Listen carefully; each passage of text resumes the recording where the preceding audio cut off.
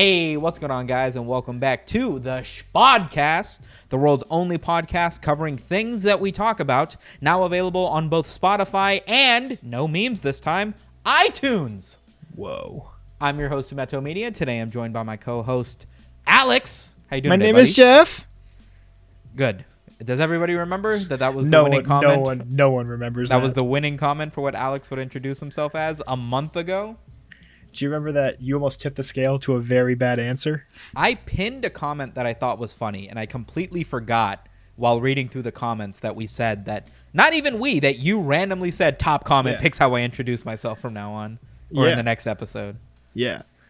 And I was if that had won, I would have fully read it for the full half hour it would have taken. Yeah, what was it? It was like a Wikipedia article on fucking something. It was like a full paragraph of something. It wasn't. It was literally like someone took like the menu of like the drop down menus and just put it in the text. Shit. And like it was itemized. And I was like, you pinned it, and I was like, man, he hates me. Nah, I did not pin. I pinned it because I was like, yo, this is a goofy ass comment. I'm gonna pin it because that's what I do for every video. The reason this video took so long is because I've been reading that comment this whole time. Yeah, if you guys have been wondering why it's taken so long for another episode of the Shpodcast, it's because we've been tallying up the votes for what Alex should introduce himself as, and it took us almost 6 weeks. There were so many recounts, man. Florida wouldn't agree with us. Yeah. Speaking of comments from a previous video, you had a comment that had you watch a terrible movie, apparently, or something, right? What's going on there? Yeah, someone recommended. Did you have them say? I forgot their name, but someone pull it up again. Hold on. While you're pulling it up, someone recommended a bad movie, and it was, I think, Little Marines. Oh, I typed in Little Mermaid. Sorry. Little Mermaid. Dumbledore Calrissian. Yeah. So he recommended that, and I watched it, and I loved it.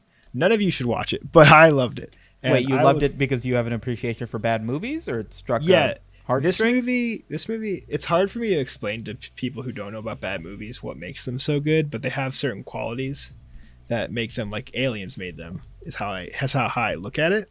Like bad cinematography and shit? Bad everything. No understanding of what real life's like. Like, you wonder like how they made a movie thinking they understood the world, but when you watch it, you're like, what is this? Right. This movie doesn't even reach feature length. It's 80 minutes. So they still had 10 minutes to fill, but they still couldn't do it. Jesus. And the movie is about kids going camping.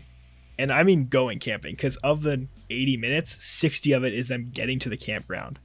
And you may think they fill that with like lots of like adventures and wacky hijinks. What's the genre of this movie?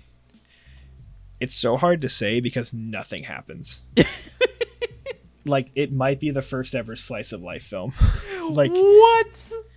I can't explain to you how little happens in this movie. I saw a meme that was like, what do motherfuckers who watch slice of life animes even be talking about? Like, bro, did the grocery store arc hit different, bro? So it. They go camping and then they start camping? That's the movie? Well, yeah, there's like this guy at the end who starts like tormenting them, but that's only for like maybe 30 minutes of the movie. Tormenting them like, hey, can I put my tent here? And they're like, no, 12 feet apart. And I don't remember what he did, because it was literally like, it was like, I was losing brain cells watching these kids ride their bike. Why? And like, because they're riding it backwards? This guy has no idea how bikes work. Well, like, there's like 3 kids, and one of their friends died. So that's like a theme, I guess. Kids dying? Where one kid's dead and they're like upset about it, but like they don't know how to handle it, I guess. But like, it's written by someone with a 4th grade level of writing. Okay.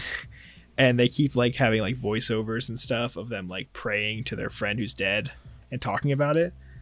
But like they have like a 10-minute scene of one kid like fake shaving, even though he doesn't have facial hair. That's 10 minutes of an 80-minute movie. What do you mean fake shaving? Like without a razor blade, or he didn't have a beard? No, he doesn't have a beard, so he puts shaving cream on and just start like they don't fast forward, they don't skip anything. His whole bathroom routine is in the movie. It's 10 minutes of an 80-minute movie. That's intense, dude. And then they'll have like a 10-minute scene of them setting up a teepee, like uncut. Are you sure this is a movie? This isn't just like somebody's camping vlog that they like recorded on VHS and then it's on IMDb. How? And then when I looked it up on IMDb, I found out there's a second one, which I'm going to have to go into now. What is the criteria? If the movie's that bad, if it doesn't have like a high production value or anything, like what stops us from just shooting a 90-minute vlog of us taking our shirts off and putting them back on over and over again? Well, here's the thing. If we did a 90-minute vlog of that, it would be a movie. But this person couldn't even reach feature length, so I don't even know if I'm allowed to call it a movie. I guess what I'm saying is, what does it take to get an IMDb page at that point? I don't know. If there isn't, was there a production team involved? And they this was like an actual like produced movie. Like this wasn't just some guy doing it. Okay, but they just used all the money that it goes into producing a movie to shoot something that was never going to make its money back, nor did anything impressive. Or is it so deep that it went completely over your head and you have no fucking idea, like, the genius of that movie? You're maybe right, the dude. camping represents the afterlife and the kids are praying to their friend, but they're the ones who actually died. Dead. They all died and they're just going back to the cul-de-sac. Exact. Rolf shows up. Nobody's even gonna get these references. And the last time we released an episode was 6 fucking weeks ago or some shit. Listen here. It wasn't that long. It's been like exactly a little over a month, which is still pretty long, but still.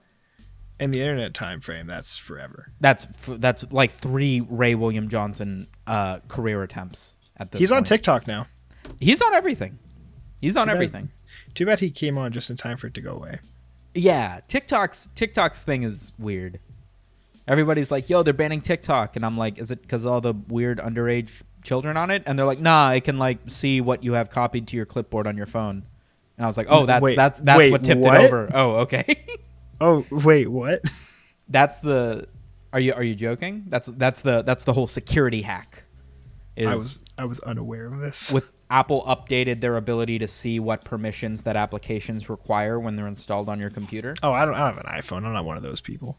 Well, it's the same app. It's just Apple went a little bit more specific on what they requested from the application before being downloaded. On the Android App Store, you can download whatever the fuck you want. Google's only going to ban it if it's like like tracking missiles or something. But Apple's App Store is a lot more specific about what you can and cannot access. And with their latest update to the store, they had more resources to see what apps were requesting what. And they saw that TikTok had like software or permissions installed to be able to monitor things they shouldn't be able to monitor, which I imagine is the equivalent of like, something simple, seeing what time it is on your phone or seeing what you have copied to your clipboard. Obviously, you can't just look at your internet browser or anything like that because the apps are locked off. You had a theory. You had a hot take, Alex. I had a hot take that you wanted the internet's insight on. What do you got? Yeah, well, I have some beef with the internet because it ruined video games. The internet ruined video games, is what you just said. Or at least the single player aspect of video games. All right, explain. Well, I think at least for us growing up, when we played, say, like Pokemon or Mario, exploration was part of the game, and like there was nowhere to like look up. Like there were no guides, there was no playthroughs online, or at least like there were probably like halfway through our childhood, but not at the start. So like if we played a game and we found something, that's because we stumbled upon it or we did some extra exploring to find it. Right.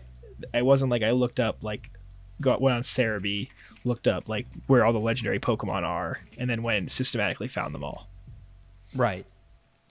And I just think that aspect of games is gone because before, like the day a Pokemon game is released, I know where everything is. I know where like all the items are and what to do. And it's the same thing with other games. Like I think the explanation I gave to you or the example was like Breath of the Wild.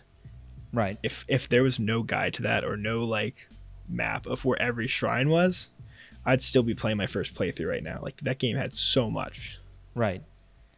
And if I didn't have somewhere to focus me or like give me guidance, I'd definitely still be looking for every shrine. And I didn't know if you agreed with that take. I guess the key becomes like, do you find that fun? If you know that an item exists and there's no real way to tell how to get it, right? Like, have you ever played a Persona game? Or have you ever played fucking Destiny 2 where it's like an item is only available from a certain vendor on a certain day of the week before 6 p.m. sort of I don't know shit? if you noticed about me. I was a huge Destiny player. Yeah, so you get my point. Like, games like Destiny 2, if you want to level up proficiently. Sometimes if you want to level up at all, unless you're just waiting for the weekly reset to the game, to do it in a way that's like doable. Well, I guess the question becomes like, modern games are built knowing that the internet exists. Yeah. So I guess you do have to sort of factor in the fact that they can get exceedingly more complicated than they would ever expect you to be able to handle on your own because they know guides exist. That's definitely a factor that they have to, right? Or at least I hope like, they're factoring in. They could make, you know, like what do you call the weekly thing in Destiny where like you have to fight a bunch of stuff and you get a 4-man team together? Well, it's 3-man for Nightfalls, and yeah, it's 3-man for Nightfalls. Yeah, so like in Nightfalls, they can make it so like that game mode has certain enemies or a certain number of enemies that is almost unbeatable unless you have certain items and certain armor. And you might just Destiny 1? No, I only played Destiny 2. There was a Easter. There was like not an Easter egg, but there was a time when they secretly unveiled an exotic. Didn't tell anyone. There's a thing in Destiny called like the weekly heroic strike, right? Which is like not a nightfall. It's lower than the nightfall. It only gives like legendaries max, so no one really does it. But right. One week they patched in like an altered version of it, because it's usually just like a random story mission, but like just made it a little bit harder. Well, 1 week they put in like a secret path and didn't tell anyone they were going to do it. Right. And if you went to a secret area, it changed the mission to have like a 15-minute timer, and you had 15 minutes to beat the level the new way. And if you did it, you got a guaranteed exotic drop. And it was nice. It was like the craziest thing, because everyone was, because like for like the first like 5 hours of the day, no one knew what was going on. Right. Like some guy said like, "Hey, this just happened. I don't know if did anyone else get this." And then you have like that moment where everyone on the internet's like, "No, you're just joking. You're lying or something." And then everyone's like, "Holy crap! I replicated it." Yeah. Yeah. That's cool. I like the way Destiny does a couple things. Like I know in Destiny 2, when you do those little raid battles when you're on a world, there's a way to make it a more powerful raid battle by just doing a unique thing. Yeah. Well, I don't know if I'm describing it. So you'd have these situations where there's like a large combat area going on, and you basically join the fight, and if you beat the fight and you help beat the large enemy that's there, or the swarm of enemies that's there, you get a chance at some nice weapons. And if you do enough of them, you have a chance of like some higher level weapons to help raise your overall level because your weapon's stronger, sort of thing. But depending on the enemy that you're fighting, you can do something that makes it an even tougher version of that exact same fight. So like there's a tank enemy where you have to break off the sides. There's flying enemies where if you shoot a certain one way in the distance, it suddenly triples the amount of enemies, and now it's a much harder fight, but you get better loot out of it. Yeah, and it makes it heroic. Yeah, it's all not obvious at all. Because you've got this giant swarm of enemies that are around you and a timer to beat it in a certain amount of time, and there's other people online that are coming into the fight to fight it with you to also get the rewards. You're not paying attention to the one thing that's only got one wing in the air and isn't really close enough to shoot. And if you knock that one down with a rocket launcher, now you've made the fight heroic and you get better rewards. Or beating the tank in a certain way or doing this and that. There's one that always takes place in a cave, and you got to like knock the rocks off the cave walls or something, and that makes the fight tougher. Like, you wouldn't even know what you were doing if you didn't have fucking guides for that, or somebody didn't tell you that's the way that you do that. Oh, for sure. And I guess that's an explanation of a time when the developer had to have known beforehand. Yeah, exactly. Like, and in like modern Pokemon games, you know, like there are even in old Pokemon games, like when you can only pick one of the two fossils in older Pokemon games, like sometimes it's important to know like which one of those is going to be the one that you want to grab. Yeah, but the first time you did it, you had no idea. Yeah. That's true. I mean, but also like the first time I played through the first Pokemon games, I never got the legendaries. I never got Mewtwo. You got the one in the box. I never got the legendaries. No, but I got Mewtwo because I was always intrigued to what was in that cave, and they said come back when you're champion. So I'm like, okay, I'll come back when I'm champion. With the mentality that there are a lot of single player games that are a little bit less secretive. Yes. A little bit less appreciated, some of the nuance that went into the game design from the developers. Can you think of a game off the top of your head that, in your opinion, was greatly benefited by the existence of the internet? Well, I think Destiny you gave actually is, in hindsight, because I didn't think of that, is a really good example because there's just too much in that game. Yeah, Destiny's incredibly nuanced in a lot of ways. Yeah, I think it was a meme for so long. I don't think people realized it. But after you finish the main storyline, I mean, would you even know how to level up properly without a guide? without seeing fucking Professor Broman explaining to you how to quickly level up in Destiny? I don't think you would, dude. Well, that's the difference. Is like, and say like, this is like a little nuance point, but I was saying like in let's say Breath of the Wild, you knew that the Master Sword was in the game because people would reference it in the game. Right. But like each individual exotic in Destiny is not referenced by some NPC. Like there's no like, yeah, the game relies on the internet. Like it needs it to survive. Right. Because at least in the newer Destiny 2, they have like, I don't remember what it's called, like an armory where it shows exotics, so you know it exists. You don't know what it is, but you know there's like a slot you don't have yet. Sure. But that didn't exist in Destiny 1. You would never know any exotic existed unless like Xur was selling it or you just got it. I mean, I think that, I don't know. I think it's easy to, I think it can't hurt. I think if you take a look at your playthrough of something and then compare it to somebody else's playthrough, and it's like, wait, how'd you get that legendary Pokemon? Where'd you get a Mewtwo? Or how'd you get that weapon? Blah, blah, blah. Then yeah, maybe you have this little bit of a superiority complex because you played enough hours or got lucky or was you say Mewtwo. Enough. I feel like Mewtwo's an easy one to get. Do you know how hard it was to get like the Reggies in Emerald? The Regirock. No, but I remember how tough it was to get I think Latios. Like it was a random spot on the map that had to be raining, but specifically thunderstorming. Okay, so you had so to that is child's play. You want to hear how you got Regirock or Reggie? I do actually. Yeah, explain it to me. Step 1, go out and catch a Wilmer, which is that whale Pokemon, evolve it into a Wailord, okay? Then you go to Pacific Dog Town, and you know how like there's those rapids to the left if you even played the game? Like there's that rapid area. You have to take the correct path, which will like automatically like drop you off in this one area.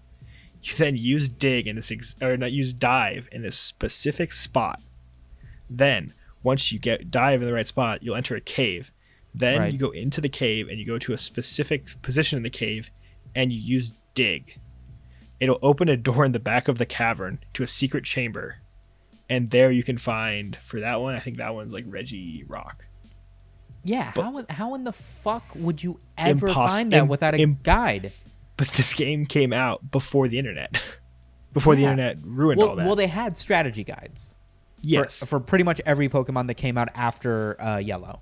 They always had strategy guides. Maybe even for Red and Blue. I'm not sure. Yeah.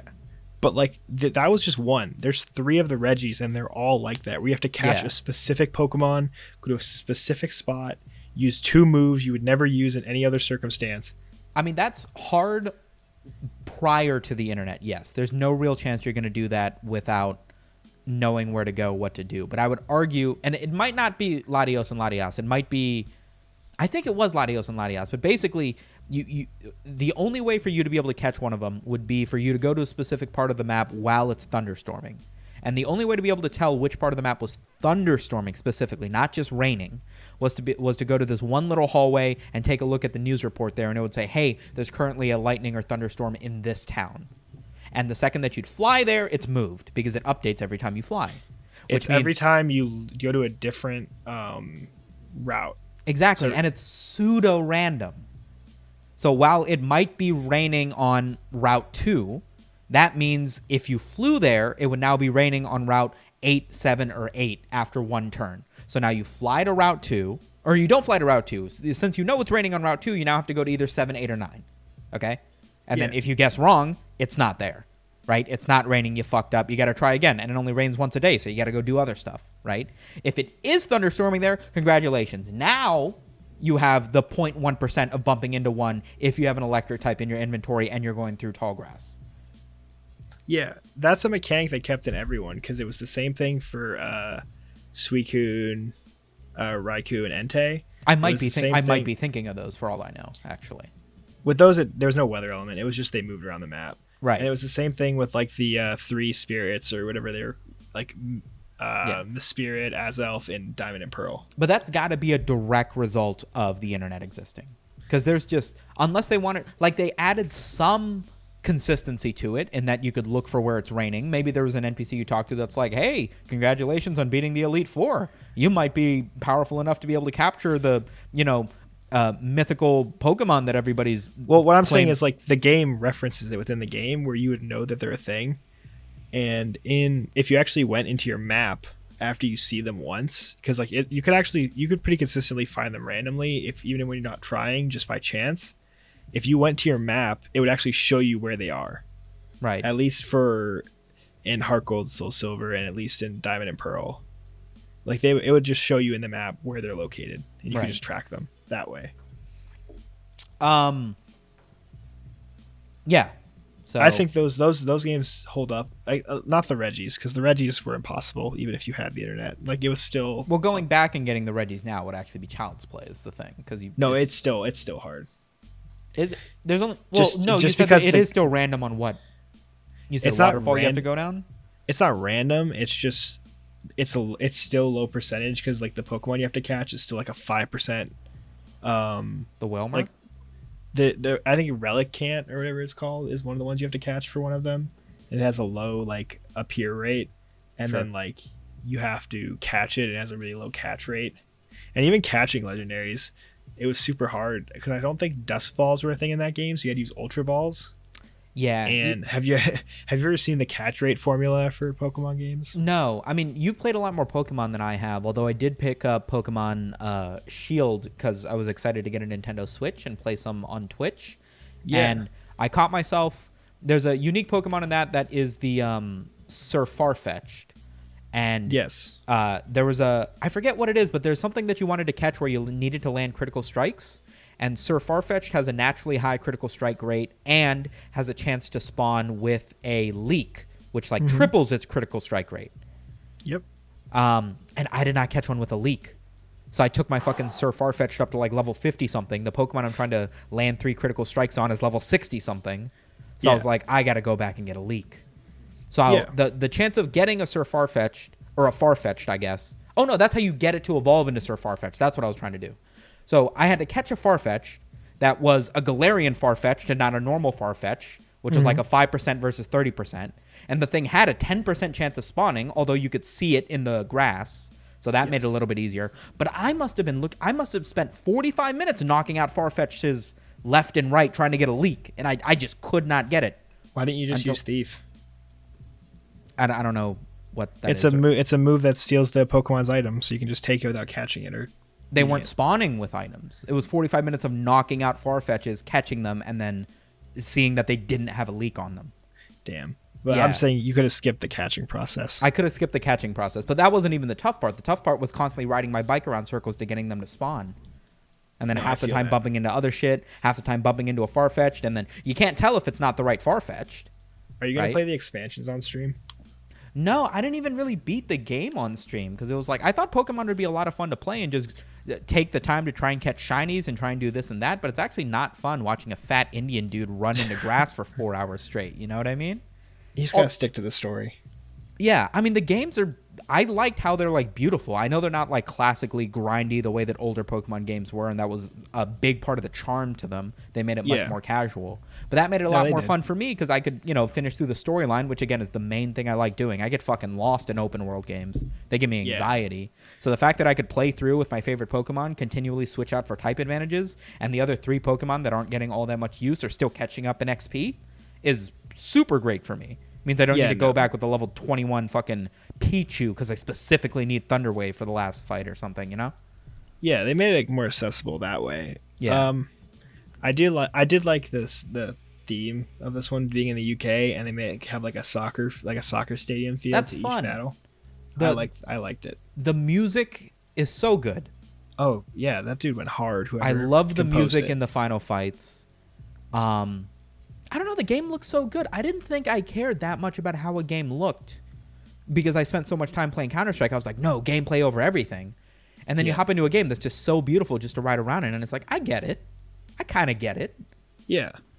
I mean, to me, I don't know. My favorite Pokemon game is always going to be Emerald because I feel like it's so limited in graphics, but it just looks so nice. Yeah.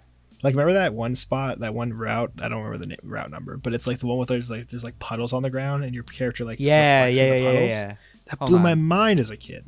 Let me Pokemon Emerald puddle street. It was a street, right? It was a route, but yeah. Um, There's no way it was going to come up when you search that. puddle on ground. These guys. This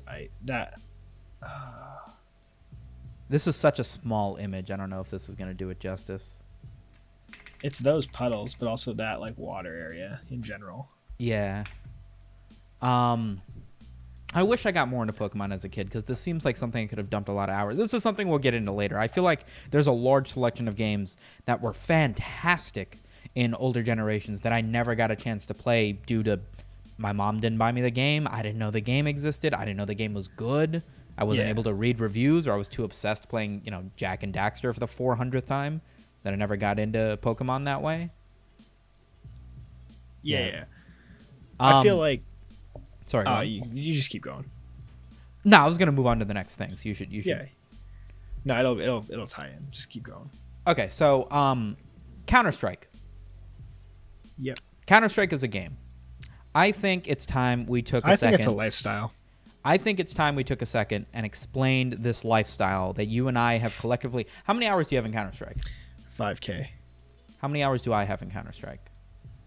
Counter-Strike... Well, as some people in the Discord may notice, I kind of AFK a lot, so... Yeah, I have 1,200 hours in Counter-Strike. And that was all... That 1,200 hours is in a year and a half. There was a year and a half where I played Counter-Strike consistently and then just sort of left off.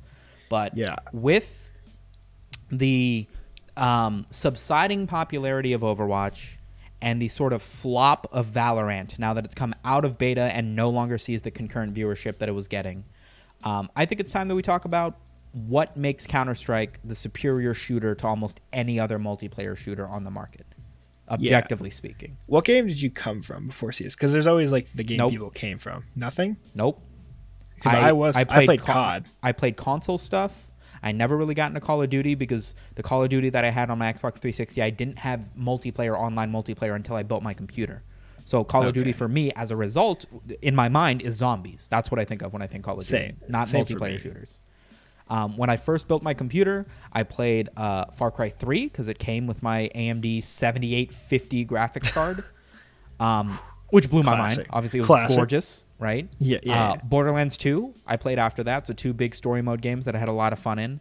And then when I started playing Counter-Strike, I didn't get it at first. I always bought the Negev. I always played casual because I was like, I just want to kill people. I don't want this, I get shot and I have to wait till the end of the round bullshit. Right. And then I got my first skin drop, and then it was over. That new economy got you.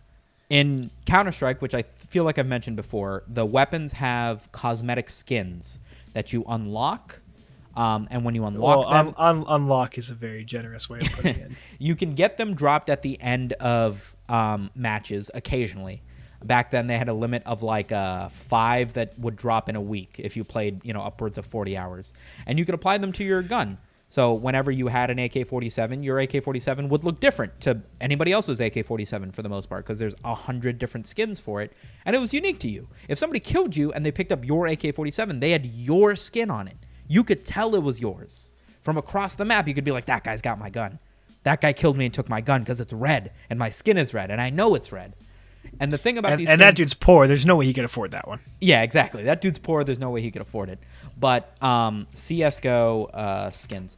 The interesting thing, one of the most unique things about this game, about the skins in this game, which I don't think is true for almost any other game. I'm sure I'm wrong, but I can't think of any off the top of my head, is these skins were tradable, sellable.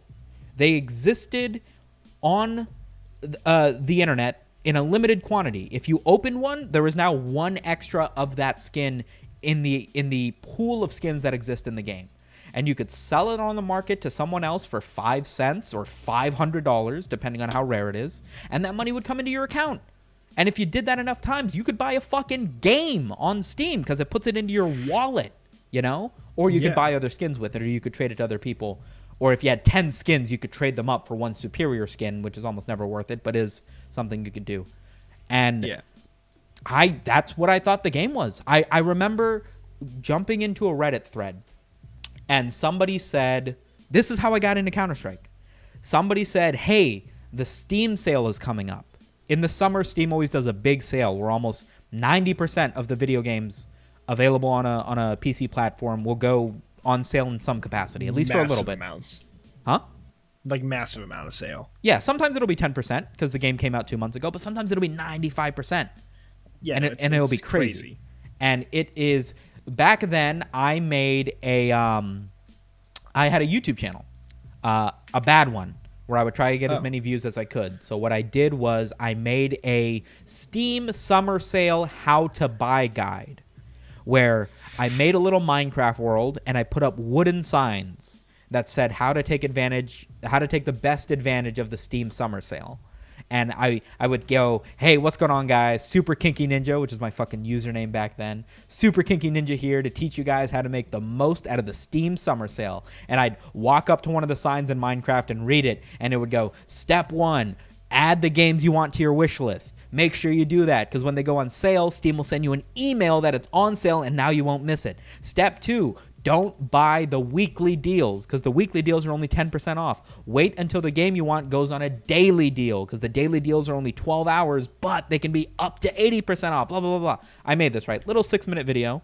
Quick tutorial if you've never visited a Steam sale before. And I was just plugging it wherever I could on Reddit. I was like, hey, you guys want to know how the Steam sale works? I made this funny YouTube video. Maybe you could check it out, blah, blah, blah. So I'm going through these threads on Reddit, and I find one that's like, hey, what are you guys looking forward to buying on the Steam sale? And I was like, ooh, I'm just going to keep refreshing this page until someone asks, oh, I don't know how to use the Steam sale so I can plug my shit, right? And one of the dudes... That's big brain right there. That's what? That's big brain right there. Yeah, I mean, this is old school. I did not make good YouTube videos, and this is what I thought you did to get big on YouTube shit, right? Yeah. So one person comments, and they go, somebody's like, hey, how much should I budget for my Steam sale? I think is how that was, so I don't spend too much money. And one dude was like, what I did is I bought Nintendo DSs on Craigslist for under $35, because if you go to GameStop, for this month of July, if you trade in any game with its corresponding console, so if you trade in a DS game with the DS console, you get an extra 10% trade-in for GameStop. So while they might normally give you only $30 for a DS, if you also trade in a $10 game, you now get like $45 instead of $40. So instead of spending, $100 on Steam money, you spend $80 on game hardware, trade it to GameStop, that gives you an extra $15 for the trade-in, and now you spend that in-store credit on Steam gift cards. And now you spend $80 for a $100 Steam gift card instead of $100 on Steam, right? What the hell? That was the old school big brain play. But this one dude replied to that guy, and he was like, yeah, I remember doing this back when I was buying stuff off of Craigslist. But just a month ago, I actually unboxed a knife in Counter-Strike, which was like $130. So I'm all set. And I was like, wait, what? I was like, what? I didn't know what that was. I didn't know what any of that was. I was like, what do you mean you unboxed a knife? What is that? What is a knife? And I start researching. Knives in Counter-Strike. A knife is a sharp object. Huh? Well, a knife is just a sharp object with a handle. Yeah, of course. That's not a knife. So in Counter-Strike, the alternative way to get skins, other than the limited 6 skins that you get if you play 40 hours a week, is they have cases in the game, which also drop randomly alongside skins. Or you can buy them off the market. You can buy any of the stuff off the market if you want to accelerate the process. But those cases can be opened with a key, which can only be obtained by buying one for $2.50 from the Steam store or from somebody else. But because you can only buy them for $2.50, there's no way to get them from the game. Their prices stay consistent. So they're useful as like a gold currency, something whose value doesn't change. And you can open them, and they have a chance of giving you, they always give you a skin, but they have a chance of giving you a nice one. And the percentages are not locked. It's completely random.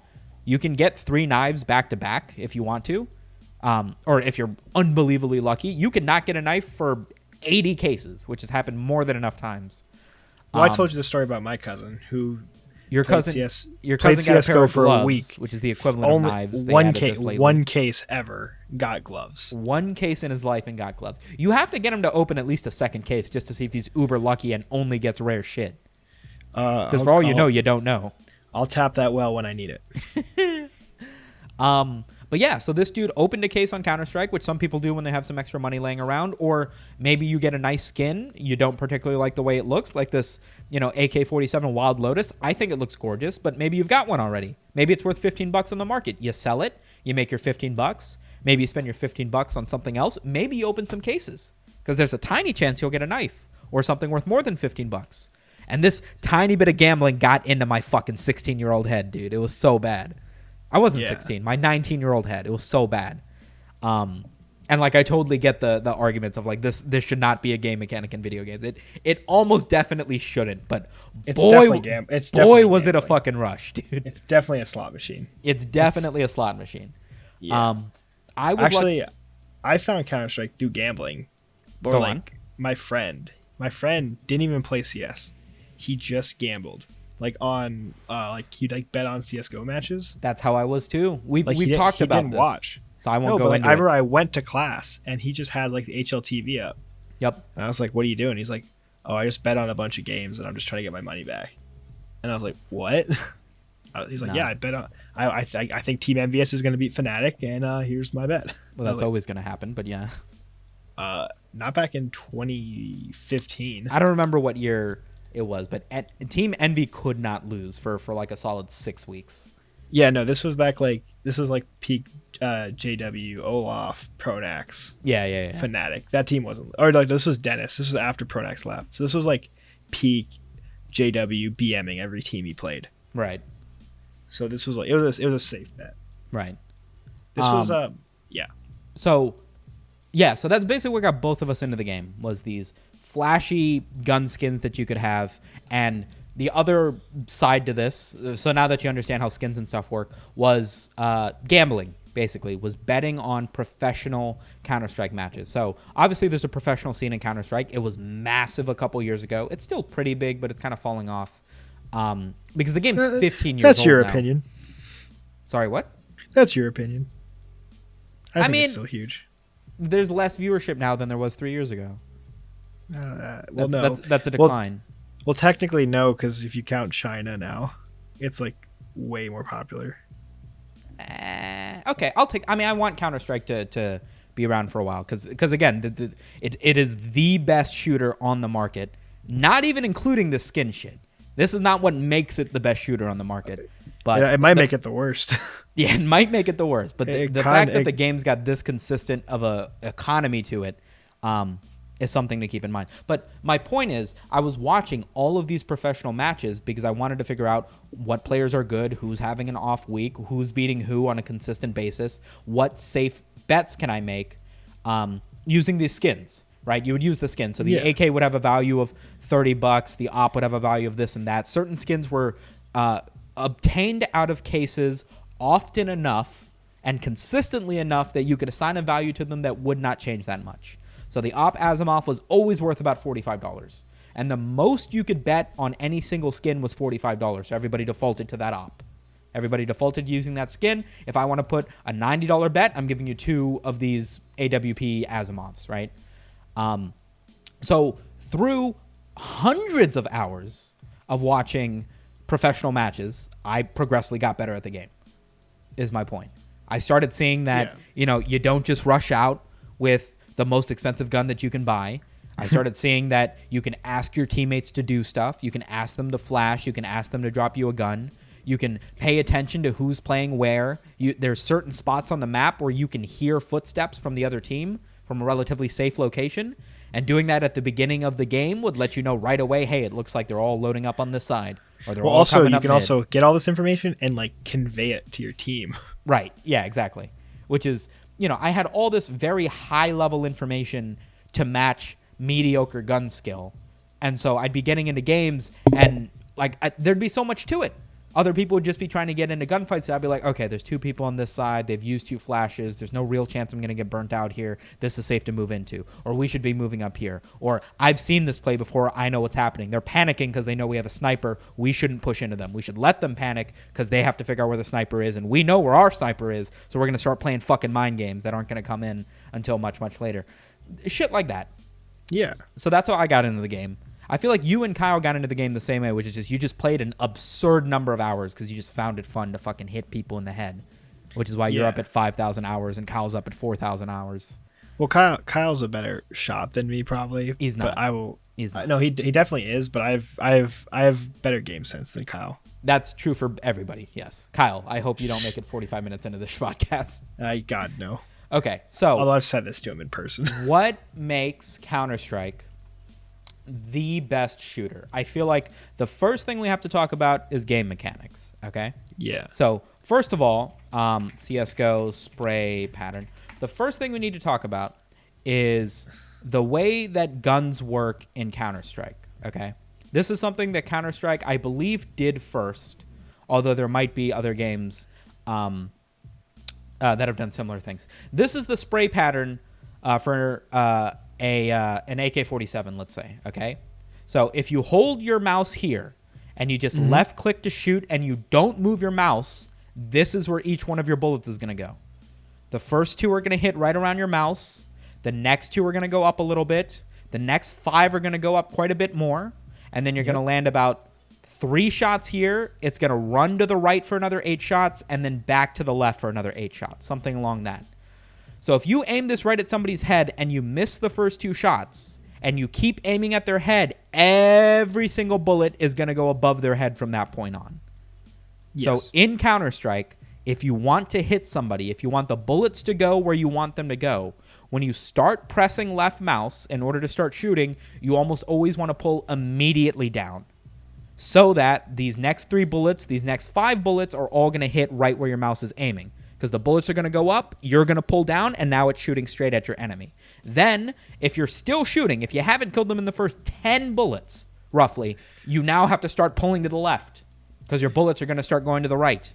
And then if for God knows what reason you're on the last 10 bullets of your clip, you have to pull back to the right again. Now, you can circumvent this by just not spraying 15 bullets in a direction. I was going to say, if you ever go past 10, you're doing it wrong. Right. There are going to be some situations where it's like you're spraying through a smoke or there's 3 people in front of you and you don't want to let off the mouse. You just want to keep putting bullets down range. You get good at this spray, at least they'll kind of go in the direction that you want them to. But for the most part, you really only want to shoot the first 6 bullets. Because the 6 bullets are more or less pull straight down. And then if you haven't killed them in that time, stop. Wait half a second, evade a bullet or 2 if you can, and then start shooting again, because then this will reset. Now, the time it takes to reset depends on how long you sprayed for. So like I usually say 5, because the reset time is really short compared to if you do like 7 or 8. The reset time goes up a little bit. Right. And then for the M4A1S, which has less bullets in the gun and doesn't do as much damage as the AK, look at the spray pattern. It's tighter. The gun is weaker, but it is easier to control. Not because some bar gives you a stability score of 79 out of 100, right? But because it is easier physically to shoot with this weapon that does less damage. And the M4A4, which is the more equivalent one to the AK-47, a little bit tighter, but again, it does not. The AK-47, no matter what the situation is in the game, will kill you in 1 bullet if it hits you in the head. No exceptions. One exception, but it's at the max range of the map. It's not going to happen. I was going to say if you hit them through something. Yeah. The M4A1 and the M4A1S do not kill you in 1 headshot. Do you know why that is, Alex? Because you buy head armor. No. Well, yes. But why does the AK kill somebody in 1 headshot, but the M4A1s don't? Because you have to peek. Exactly. The AK-47 is a terrorist weapon. It's an attacking weapon, which means everybody else is in a defensive position waiting for you to move onto their side of the map because you have to get the bomb down to win the game. So it's important that you can kill them before they kill you. How do they do that? Do they make weird map locations? Do they give your characters fucking ghost walking so you can go through walls? No. They make it so the AK-47 rewards good aim. If you hit me in the head and I hit you in the head, guess what? You lose. You had the positional advantage. You knew I had to walk up to you and you still couldn't kill me before I killed you. That's why I get the superior gun. If you're Nothing feels better though when you turn on someone. Yeah, when you just hit that, it's the best feeling. Exactly. The M4A4s are weaker weapons than the AK in that regard because you're a defensive player. You don't need to move. You don't need to execute onto the site. You can sit behind a box and just stare right at where you know their head's going to peek when they come out and look for you, and you can hit them right in the head. But you better hope you land at least 1 extra bullet, because if they hit you back in the head, you're done, because they have to do the extra work. The hardest thing in CS:GO is that second bullet from the M4s. The little things like that, and I'm sure we're gonna hit at least 10 more examples like this, but little things like that just make sense and yet don't affect gameplay. You don't need to know this. You can just run out into the game and try and kill somebody, and because of the way that defenders have weaker guns and attackers have better guns, balances the gameplay in a way that makes it so that it's fair. Because naturally, it's not going to be fair if somebody's defending and you're attacking. There's going to be pros and cons to each. But the combination of half the game you're defending and half the game you're attacking, and the combination of the weapons, the AK-47 is cheaper by a lot as well. It's a lot cheaper. Well, 200, but yeah, or at least for the A1S now. No, it would be for the A4 because I always use the A4. But yeah, you're telling me the AS is both cheaper 29. And has more ammo now. Yeah. Well, not more than the M4, but more than it used to. Right. Well, that's why the game's in flux a little bit, because it used to be you could buy a $300 pistol that could one shot to the head. Right. So I mean, there's changes, and it's ever more it's getting more balanced every attempt, I guess. Counter-Strike economy. It's actually probably changed since the last time you realized it. Is it? There's subtle changes to it, but you can go into your explanation. I'll tell you if there's anything. Okay. Is an important thing to know about how Counter-Strike works. So in Counter-Strike, you don't just spawn in with a single weapon. You don't spawn in with a single weapon, and you don't... You do. Okay, Alex, come on, man. Like, the point we're trying to make here. I'm sorry.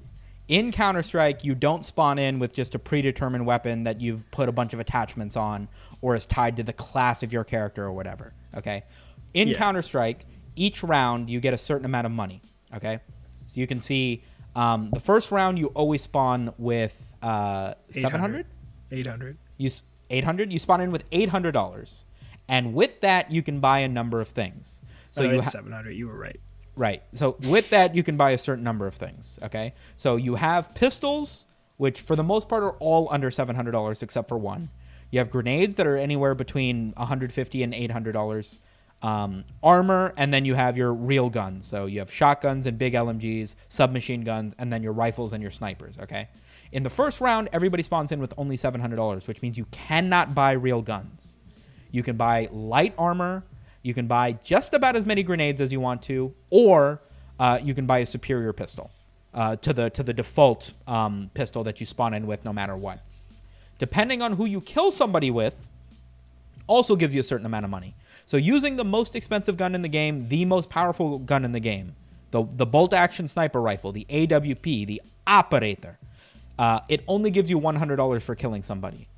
Compare that to killing somebody with a shotgun, which is tough to do, generally, which gives you 9 times that amount of money for the same kill.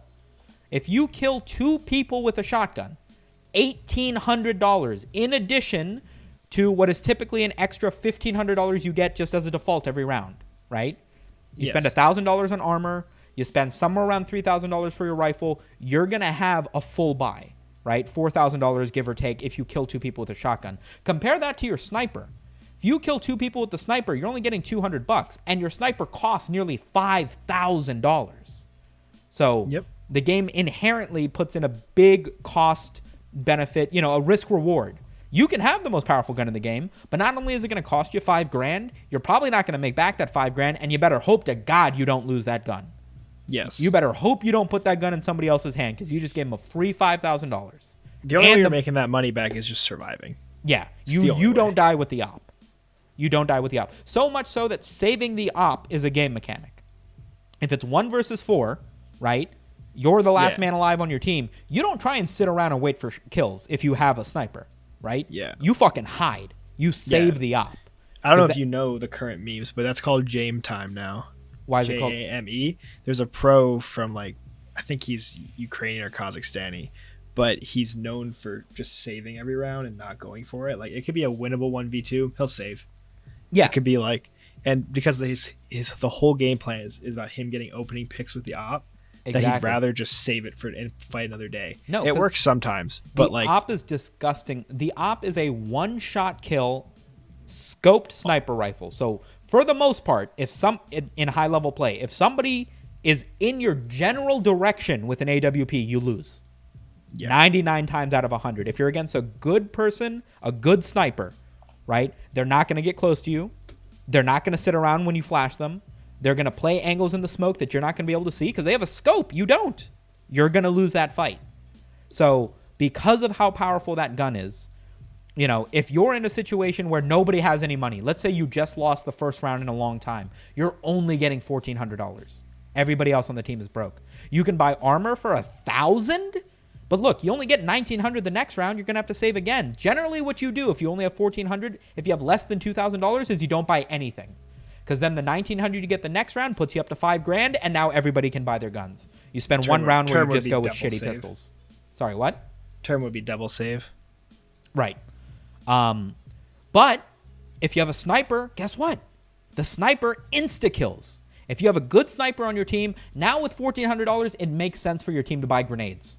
Because if they can just hold up the game long enough for you to keep getting nice, easy picks through the smoke, or you hear a footstep and you get into a position where you're going to make it hard for them, or they have flash to for you. What? Or your team flashes for you with that extra utility and whatnot. Yeah, or you sit far back on the site, and the only way for them to get to you is to not get hit by your sniper and also get through the rest of your team that all bought shotguns, right? You're forcing the enemy into situations that don't make sense. Now it makes sense, right? Because that one single weapon is now making the entire game play differently. Because they know if you kill one of them with a sniper, the rest of your team's broke, and they just took $5,000 off of you because you got hit by a sniper, right? If you kill 3 people and they kill 3 people, well, the 2 guys you have still have money, right? They have AK-47s. The 2 guys on the other team now only have pistols, and they don't have the surprise 5-man flashes, smokes, blah, blah, blah. You're probably going to end up winning. But you lose a dude early, or the sniper's still alive, God forbid, it doesn't feel like it's a save round anymore. It doesn't feel like you're up against pistols anymore. It feels like every other round in the game, and you get into this mental nonsense. So that's economy. Valorant has that, but that doesn't exist in Overwatch. That doesn't exist in TF2. I think economy is a big thing. I think learning the economy is a lot like playing support in Overwatch, where it's like you don't need to be very good at the game, but if you're doing what you're supposed to do correctly, healing and reviving, you're going to accelerate everybody else's ability to play well, and you now become a big asset to the team. You don't need to be able to shoot if 2 guys on your team can shoot. You just need to be able to keep the guys who can shoot alive, and that's what's going to take you to a win, right? It definitely affects the way you play the game. If someone, especially at lower levels, for sure, someone on the team who can read economy, being able to say this is a save round, don't push, because if they have to push you even more so than usual because they've been on pistol buys, knowing hey, don't play a close angle because that favors them in this scenario. Yeah, that's a big thing about it. Let's take a look at Dust 2 real quick. So this is never heard of it. The oldest map in the world. Okay, the oldest map in the world. Probably not true, but it's an old fucking map. So actually, let me grab the one that's got call-outs on it because this is a little bit higher resolution. There was this meme call-out one you pulled up a minute ago. Yeah, I saw that. You go first in B-tons. So this is the map. Now, the map layout is the last topic that we're going to talk on Counter-Strike because I think it is what Counter-Strike does best. I think it is only a result of the game being as old as it is. And I think if other things about Counter-Strike weren't anywhere near as good as they weren't as... what's the word I'm looking for? Intuitive. Polished. Just makes sense the way that they do. The fact that the maps are so well made, so balanced, so fine-tuned to make sense that the other stuff could more or less fall to the wayside. But because of the way certain maps, the top 3 or 4 maps on Counter-Strike are built, it makes the game fantastic, right? So this is where counter-terrorists spawn. This is where terrorists spawn. Counter-terrorists have to hold Site B and Site A to stop the terrorists from planting a bomb on either Site A or Site B, and after 45 seconds, the bomb explodes, letting the terrorists win, or the bomb gets defused by a counter-terrorist and the counter-terrorists win. Or, obviously, either one of the teams could completely kill the 5 members on the other team, and that would also result in a win. Unless the bomb goes down, in which case the bomb is the end-all, be-all, okay? Now, the T-spawn's speed, how quickly they can get from their spawn into this B tunnels area, matches just about how quick the counter-terrorists can get here and get about right in front of the B tunnels area, which makes this tight tunnel the point of contention. So typically you will see terrorists, if they want to be able to move into this area, move into B tunnels, right? Counter-terrorists will set up outside of B tunnels, right? Somewhere in the back or in the window, in the doors, give themselves cover somehow, and they'll wait to see what happens here. They might throw a Molotov so you can't run through it. They might throw a smoke so you can't see them running all the way into the back because they got a sniper. They might smoke over in the corner to make you think, oh, they smoked wrong. Let me come out here because this dude's got a shotgun, and he wants you to think that, and he wants you to get close, sort of thing. So here's what happens. The same thing goes for A. At A, it's long doors. So the counter-terrorist can get all the way down long right about here, and the terrorist can get right about to where the door is, right about when the counter-terrorist either peek the corner or get here, depending on where they spawn. And to add on that, there is some slight variance like with what you're saying, just because there's like 10 different spawn points in that box that's random every round. Right. So like in this you might have a good spawn for one site, you might have a good spawn for another site. It completely changes how the rounds play if you want to take that opportunity. Right. Your 5 members can spawn anywhere randomly in this T-spawn box. So if you guys have a plan to rush right into B, but all 5 of your guys end up spawning on the right half of this box, it's now going to take you an extra half second to get into B tunnels. And that half second is the difference between them throwing a Molotov and it landing and burning you, and then throwing a Molotov and you being able to run past it, right? Little things like that come into play, right? Not that you'll know. It's always a little bit random. But, like, you see the randomness in this game isn't a random explosion or you getting pushed off the map. It's stuff that sort of makes sense. Anyway. It's stuff you can take advantage of if you can recognize it. Right. There's this one big midline down here, which is typically held with snipers because it's one of the longest sights in the game. There's a pair of doors right here that gives you just a sliver of a peek of when the counter-terrorists jump over. So if you have a sniper or if you're ballsy and you want to look right down the doors, you can look and you can see, oh, 1 dude crossed over. 5 dudes crossed over. Let's go fucking A. Everybody went to B for some reason. Or you'll see, oh, they smoked mid, as they should, every single round. They call this suicide because if you're stupid enough to run down here, you're going to get hit with a sniper. There's no reason for you to do this, even in pistol round. My point is, these things all make sense if everybody has guns, right? What happens if you want to go into B and you know the counter-terrorists don't have money for a Molotov, right? What happens if you know that they're broke?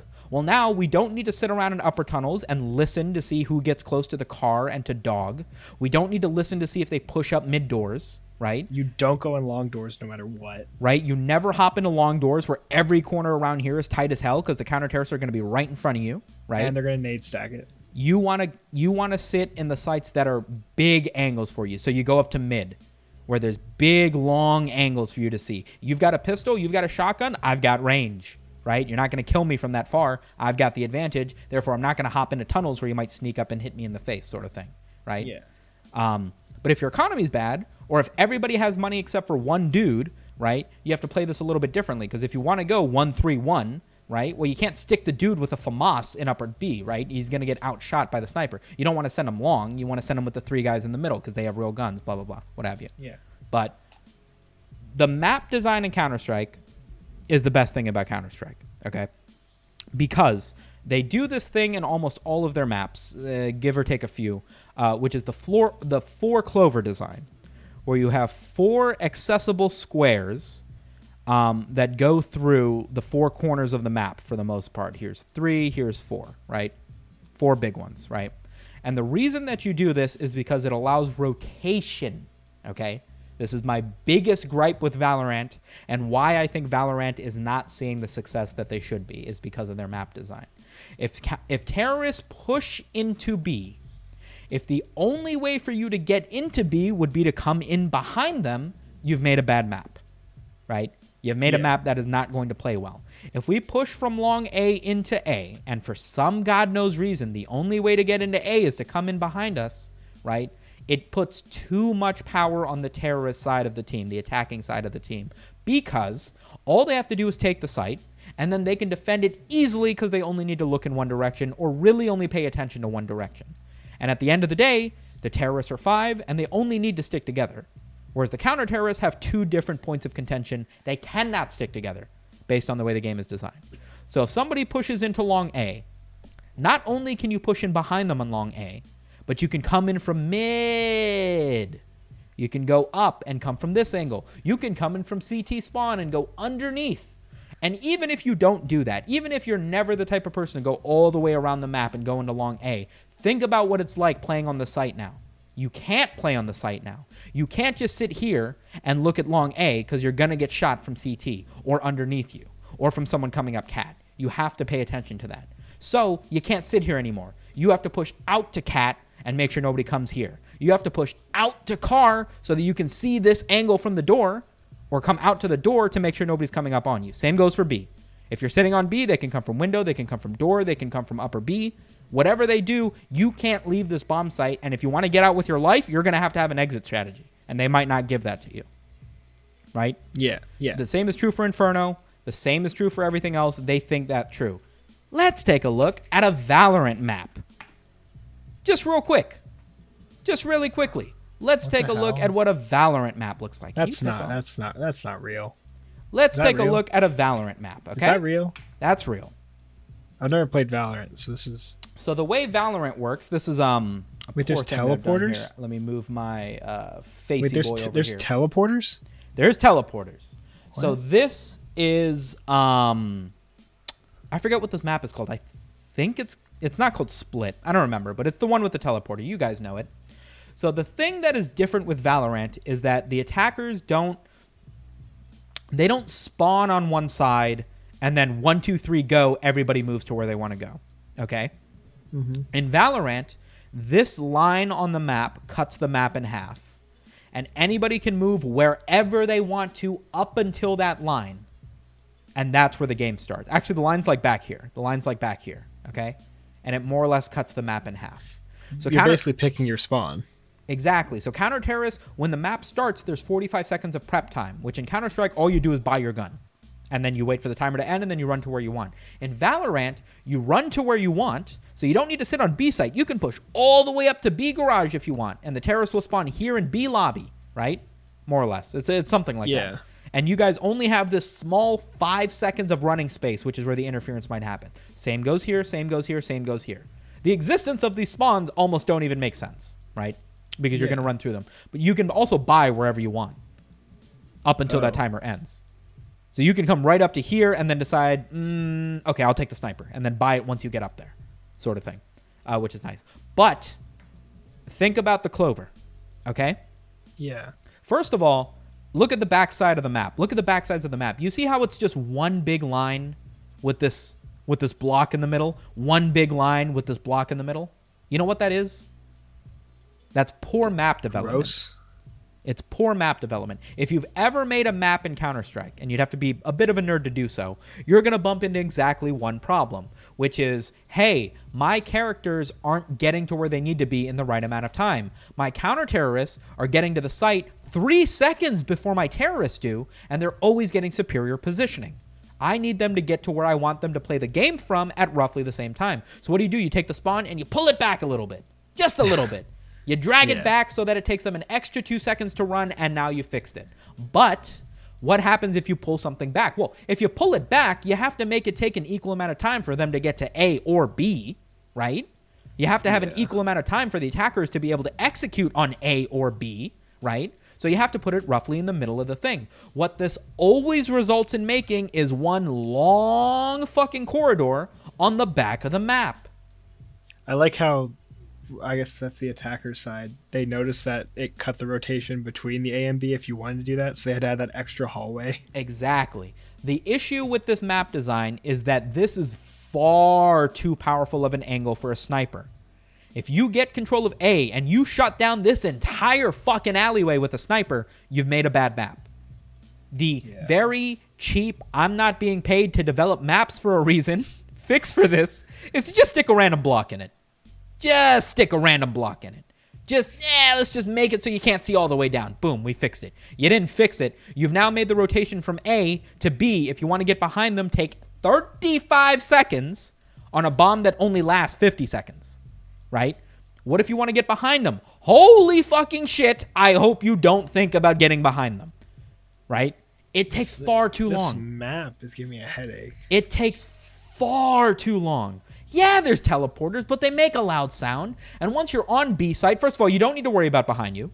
Because if they didn't start rotating when they thought you were going to execute, they're definitely not going to try and fight you after the bomb goes down, not 35 seconds later. So you only got to look at one direction. You only got to look at window and you only got to look at garden. That's it. Same goes for A. Hey, are they bath or are they teleporter? Well, the cement, what if they come from CT? They're not coming from CT. Bath or teleporter? Just tell me. It's one of the two. And I'm going to sit up in fucking heaven because nobody's going to come behind me because this takes 35 fucking seconds. Right? Yeah. Doesn't make any sense. Absolutely doesn't make any sense. I think rotation times, even in the slowest, like Inferno is probably the slowest rotation time map in CSGO. It is. And even then, it's like, what is it, 15 seconds? From top to bottom? I'd say from A to B. From using the ladder, though? Is what I'm asking. Inferno. Oh, Inferno. Sorry. Yeah, 15 seconds. Yeah. Yeah, about. And I'm getting the world's lowest quality images. Valorant map.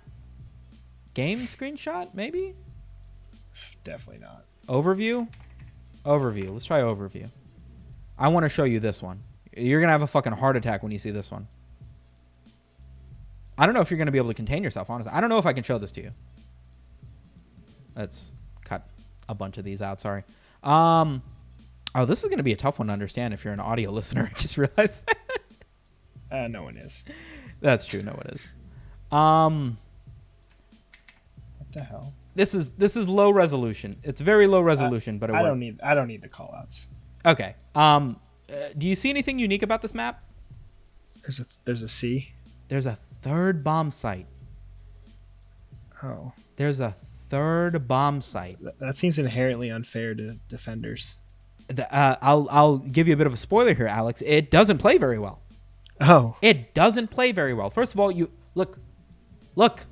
How do you get to B? Look. Oh. These are professional map designers. You're getting paid for this. You're making the mistakes I made when I was 16. Yeah. Why are you doing that? CT spawn here, and then of course the game starts with this being the line of contention. So you can't, this line. You can't move past that line for CTs. You can't move past this line for Ts, right? But doesn't that invalidate most of the map? Yes. Because God forbid you're on A and they go C. 1, 2, 3, 4, 5. We're talking 10 to 15 seconds to go from A to C, and that's, oh my, can you imagine someone not, because in Counter-Strike, you don't typically say, hey, they're on this bomb site, move the team over until you're sure they've executed and you've seen the bomb. You want those two things to happen. If you see more than 2 smoke grenades, you're thinking, okay, that's almost $1,000 worth of accessories they just threw onto the site. This is probably a dedicated push. I'm flashed, I hear gunshots, I hear more than one footstep, or I saw the bomb on the side of the map, team move over, okay? Well, I feel like in CSGO, there's also a meta thing where you're fighting for areas that aren't the bomb site just because it's strategic for you guys to have those areas. That's not a thing in Valorant. I feel like you can't have that in this. That's not a thing in Valorant. It has to be bomb site. What do you do to get position on C? Oh, let me get this long fucking hallway of C. Hey, this hallway is too long. Snipers completely hold this down too easily. What should we do? Put a little cubby in it. Make it so you can do it in 2 runs. What? They've got an alternate mid, which has 2 double doors, right? Or a double door here and then a window to go into God knows what. And then an alternate C. This is T mid, which splits into double mid, right? The second of which is B. Okay. You have a third mid, which leads to A. And then you have long A. Which do you play this 1-3-1 or how do you even do this? You quit. You wait for a better map. You stop playing the game after beta. And don't question why it gets no playership afterwards. I would be at a meeting and say this is a bad idea. Like, you know what I mean? Like, it just doesn't. If you just made this B and C, just cut A out of it. Now you have a map. 2 mids and a long C, you did it. You basically made Dust 2. You just made Inferno. Huh? You just made Inferno. Yeah. It's not that tough. And yet they were like, hey, let's make 3 bomb sites. Okay. If one of the bomb sites was on top of B on a second level, now you've made an interesting concept. Yeah. But, bro, I just don't get it. I just don't get it. I heard this. Does it tell you what bomb site it's planted at if you plant? No. So a lot of times people will plant B and they'll kill the one guy on B. And then the C guys think it's A and the A guys think it's C. And everybody's running around these back hallways while we're sitting here using utility. Did you know in CSGO it makes a different tick noise depending on what site it's on? I did not know that. You're bullshitting. Really? No, they added that. Is it noticeable, or do you just have to be able to tell? I can notice it, but I'm a special case. Here's Mirage. That's not Mirage. Oh, sorry. This is somebody who named it Mirage but did not make Mirage. Sorry. God help me. What is with these 480p resolution? What are you guys doing? It's because you're opening that thumbnail. You're not opening the image itself. Yeah, but the image itself is going to take me to the website. Or are you saying open this? Okay. This is Mirage. Someone had to say it. This is Mirage. Okay?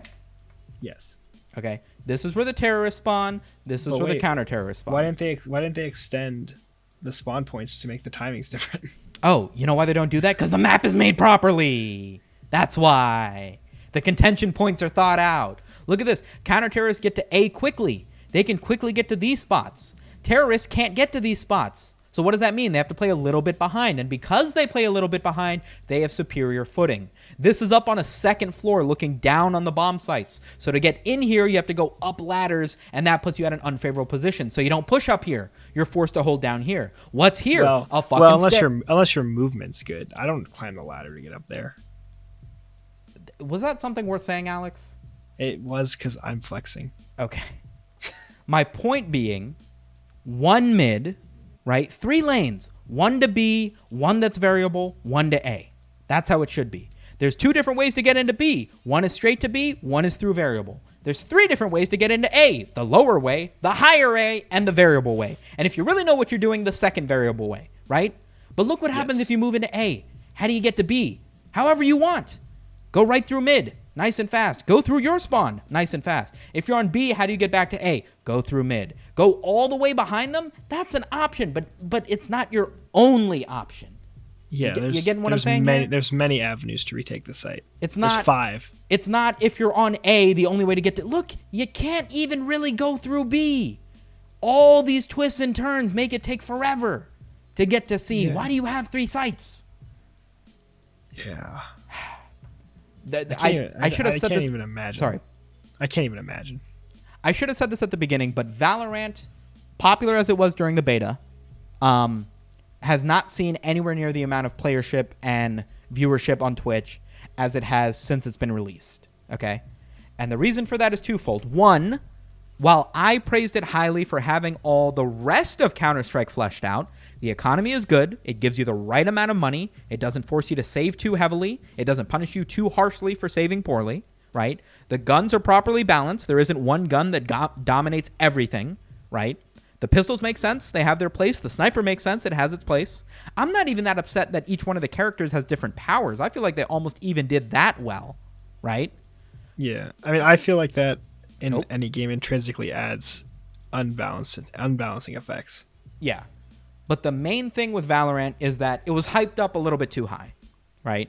So Valorant did this thing where the only way for you to get into the beta, to be able to play the game before the official launch, was to watch people playing the game on Twitch, and then randomly, if you're watching somebody on Twitch, it will drop you a Steam key, or a beta key, that would let you unlock the game and play it in the beta. As a result, everybody and their mom, on every account that they had, would be watching Valorant on Twitch, nonstop, 24/7. Naturally, the viewership for the game skyrocketed. Even if you didn't watch Valorant, you'd see it as the #1 game that everybody's watching, 1 million concurrent viewers at any given time of the day for like 3 or 4 weeks straight. And then you would figure out why. You would think, well, let me just leave a tab open watching Valorant in case I get the game. You get the game. You throw it up on your Twitter. Guys, look, I got into the beta. I'm better than you, right? You go and play the game. You enjoy it. It's new. The shooting feels like Counter-Strike. The skills don't get in the way too much, right? Yeah. You think the maps suck. The maps are bad, but it's beta, right? They say that they wanted to release it late in the summer. Sorry? They'll fix it, yeah. They'll fix it. And then they don't. 3 weeks go by, 4 weeks go by. You've had the initial rush of subscribers from your Valorant tips and tricks YouTube channel that you made, right? You've done all that. And now the game's not good. The game goes public. All 3 of the maps that they make suffer from all the same issues that we just discussed. And they haven't remedied any of it. Yeah. It's sad. Counter-Strike is 15 years old. Team Fortress 2 even had respectable maps. That game is 15 years old. How you make this mistake in 2020 boggles the mind, Alex. It makes no sense to me that you would be making these issues as a tier 1 game developer. And I don't want to say map making is easy, because it's definitely not, but I mean... Map making's not hard, but map making... You got to at least... Your first map should just copy Dust 2. It really should. Nobody's going to blame you for that. Your first map should always just copy the best map in the history of competitive shooters. No one's going to blame you for that. Feel free to add a fucking elevator to it. Throw some ramps up. Make it futuristic. They made changes to it. Yeah. Dust 2 recently. Wait, did they? They made two notable changes. What did they do?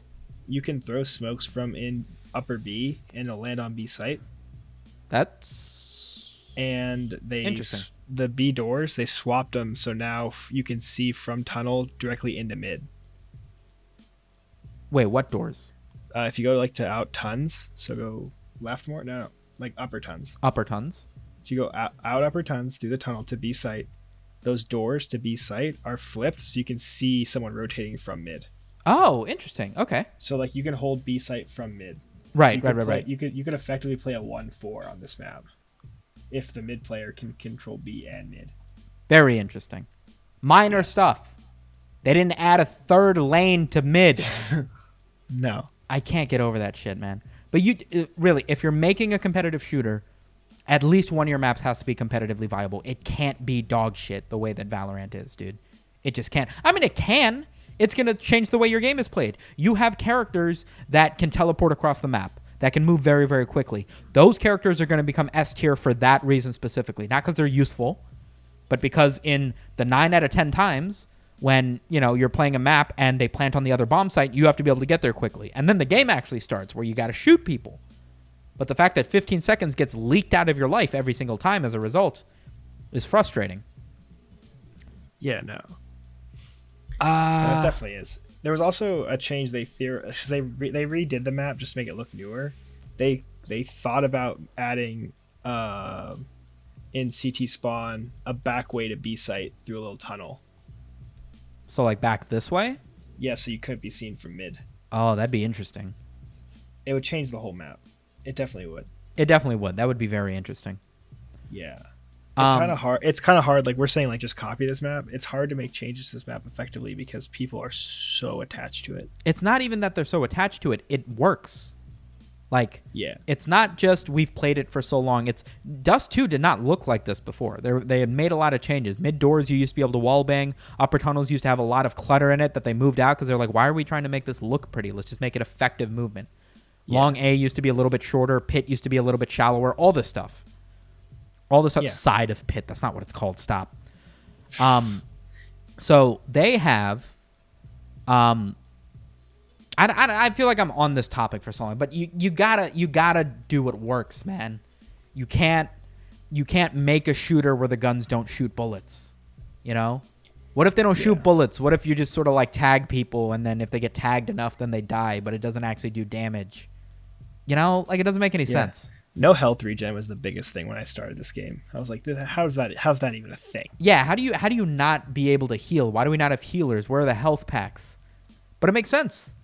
Yeah, it's another risk reward. If you get shot, the damage should stick. You should be rewarded for hitting somebody because they made a mistake. If it doesn't kill them, it doesn't kill them, but it's going to matter later in the round when they get shot in the chest with a pistol or something. Yeah. I feel like CSGO is two parts of CSGO. One of them is knowing how to use the guns, and then the second part's everything else. Yeah, exactly. And like you can't be good unless you're at least half decent at one or the other. Yeah, you don't necessarily need to be able to really tie down shooting somebody, getting that spray control down if you're always in a favorable position. Yeah, if you can tap and know positioning, you're probably going to be better than like most people in this game. Yeah. That's all it is. If you're always going to be in a favorable position, if every time somebody tries to kill you, they have to push a smoke, or they're in danger of a flashbang, or they have to look at, like, you're coming up long and you have to pay attention to both car and the site, and you know this, so you're bouncing between here and there, right? If you're always in a favorable position, you don't really need to know how to shoot. You don't need to hit them first. There are going to be a lot of situations where you lose, but you're going to win 90% of the time because you're in a position where they got to look at more than one place and you know exactly where they are. I mean, God forbid you don't miss every bullet, but you get my point.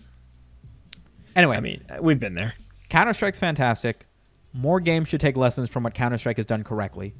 I should mention that the reason that Counter-Strike isn't like the biggest shooter in the world in terms of what you're watching on Twitch is just because the game's kind of grown a bit stale over the years in terms of like game modes, metas. Like it does get a little bit boring playing the same maps over and over again, even though you know it is the most effective way to play a shooter because you know everything's balanced and you know everything's in your hands as to whether or not you win or lose. You know, sometimes you want to teleport across the map. You know, sometimes you want to have a 60-round drum magazine on your AK-47 and play a battle royale, right? But objectively speaking, games like this where you have to pay attention to how you're shooting and positioning matters are significantly better than what I call arcade shooters, which I classify both Call of Duty and Overwatch in, which are games where headshots don't matter, damage doesn't matter. Okay? You're not wrong. So Overwatch plays very differently, and there's a reason for that. In Overwatch, when you hit somebody, they're almost always being constantly healed or constantly shielded by someone. So your damage almost never matters. You're never going to skillfully put your bullets right into somebody's head and be rewarded by killing that person. That's almost never going to happen. The way that it works in Overwatch is in Overwatch, you have Overwatch Ultimate icon. In Overwatch, you have a skill called an Ultimate. Which charges up slowly over time, but charges up more so when you're doing damage to somebody. And these are very, very large skills. They're game-changing skills, typically, right? Yeah. They took this idea from Team Fortress 2, where in Team Fortress 2, typically you're not just trying to shoot people down and team up on somebody because they're going to have a healer behind them or they're going to have a heavy with a whole lot of health that's going to get in your way. Typically what you do is you guys all shoot each other enough that you guys get your ultimates together, ideally with no one dying because they got picked off, right? And then you use your ultimates in correlation in order to wipe out the team as a whole, okay? So you use something like, I don't remember what these are called, but you use something like the gravity bomb that pulls the entire enemy base in together, and then you can unlaunch a barrage of missiles or your little mini tank or your exploding mecha to wipe out the whole team at once. And then you use that time to move the payload or capture the flag or score your points, get the king of the hill, whatever you happen to be doing in that situation. But outside of that, outside of using the invulnerability to counter that, or outside of using, you know, whatever explosion you're going to use to be able to kill 5 people at once, your bullets don't matter. Your bullets don't matter. Your damage doesn't matter. Everything's going to be healed. Everybody has way too much health. You can hit someone dead on with a grenade. You're not going to kill them. Even the sniper in the game, if you hit somebody dead in the head, only about half the characters die to that. The other half the characters still have plenty of health left over. And that's assuming there's no shields running around, nobody's blocking your shot, this and that. You're not rewarded for sniper play. You're not rewarded for headshots. You're not even really rewarded for bombs. You're rewarded for pushing someone off the map or getting everybody into the corner and using one of these ultimates to blow everybody up at once. It doesn't make for a bad shooter in the traditional sense. I believe it's a different type of game, though. Yeah, and to me, it's less visually appealing. Yeah, it's also incredibly tough to keep track of, yeah. I've heard a number of people say that one of the reasons that Overwatch is not as popular as it could be is because it's incredibly difficult to watch. You can't watch a professional game of Overwatch and enjoy yourself. It's a ton of... I was told that Overwatch League is thriving. No, it is, but it's like... It's not. I don't think it is for the right reasons. I think Richard Lewis put a fork in it. What? Richard Lewis was trashing on it, I think, like a week ago. What for? What did he say? Oh, no, I think the best player in Overwatch just quit for Valorant. Yeah, because, I mean... I think they instituted a rule or like a way like you could only play like I think it's like 2-2-2. Do you know about that? No. Oh, you can only have 2 of any one champion, or you can only play 2 healers, 2 tanks, 2 whatever the other class is, 2 support. They made that a rule, or that's the meta? It's in Overwatch League. Like you have to pick 2-2-2. That's.